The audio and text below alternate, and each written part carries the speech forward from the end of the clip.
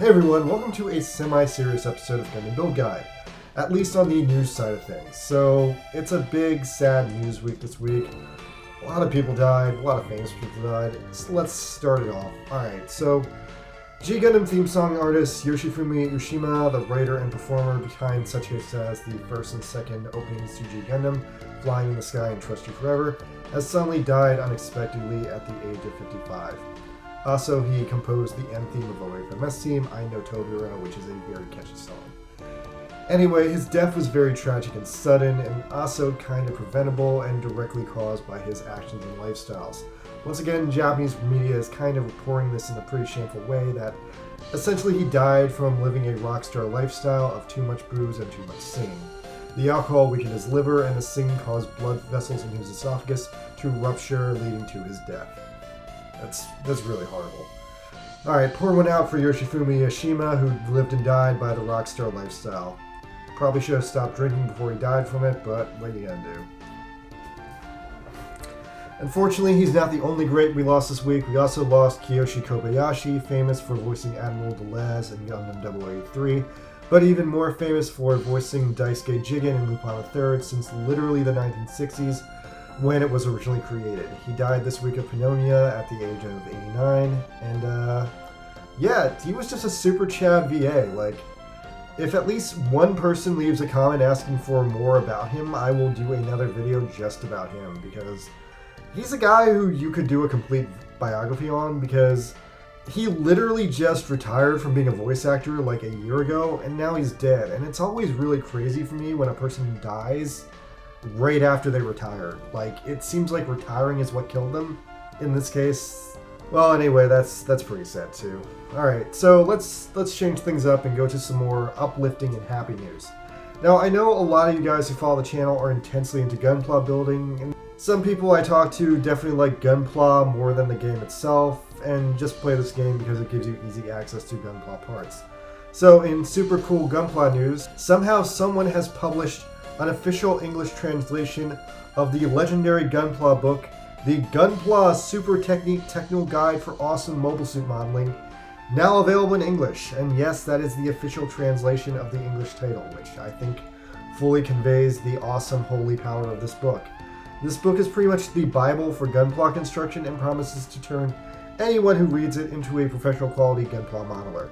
The book also contains decades worth of magazine articles just about Gunpla and how to improve them, and some of these articles have never been translated into English. I think honestly probably all of them.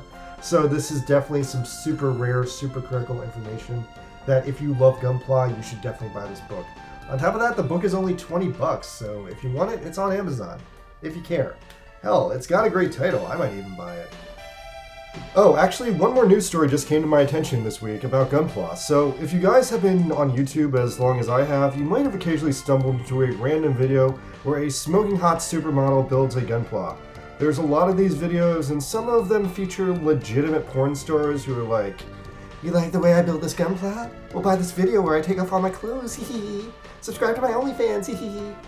While others are actually hosted by some cool nerdy girls who are actually sometimes really good at making Gunpla, and just also happen to be proud of how big their adult-sized tits are. Anyway, the biggest TV station in Japan definitely knows, because recently a brand new Japanese TV drama about this has been airing. Its name is Ryosangata Riko, the plastic model girl, and it seems to be about a lonely middle-aged girl in her 30s who randomly one day starts making Gunpla models in her spare time.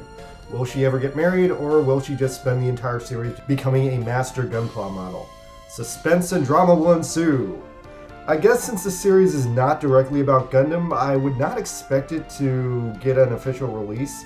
Maybe it'll be fan subs somewhere, but yeah, I wouldn't hold out hope for it ever being localized. Best case scenario is like, maybe Bandai would care enough to give like an English YouTube release like the one Build Divers Real got, but otherwise you're gonna have to seek this out if you want to see a girl building a Gunpla model in a TV show.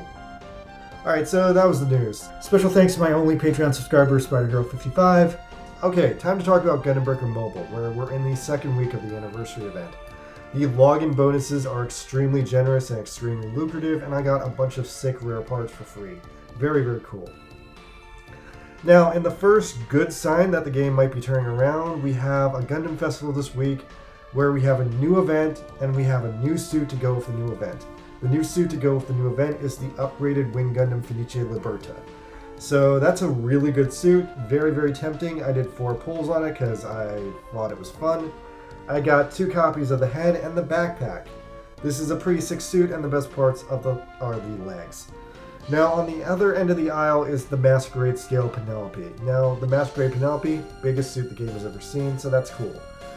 I guess the odds on the banner are a little bit worse than the Fenice, but yeah, if you guys are going to bother pulling this week, the odds are bad for both banners, but at least the Fenice Liberta is a brand new suit, and it's an upgraded version of the original Wing Gundam, which is something you're never going to see again. So for all those reasons, if you're going to bother for the event, Fenice Liberta definitely. Otherwise, just deal with it. The new charity mission is for the Build Strike Gundam, I think, and there's a pretty fun groups of suits you can use to get freemium points this week. I personally put together a team with some Knight Gundam parts, the Liberta head, then the GBO Stamen, and lastly the Mars 4 Gundam, but you can also use the Versago Gundam or the Suzabi if you have those instead. On top of this, the second half of the new battle circuit dropped.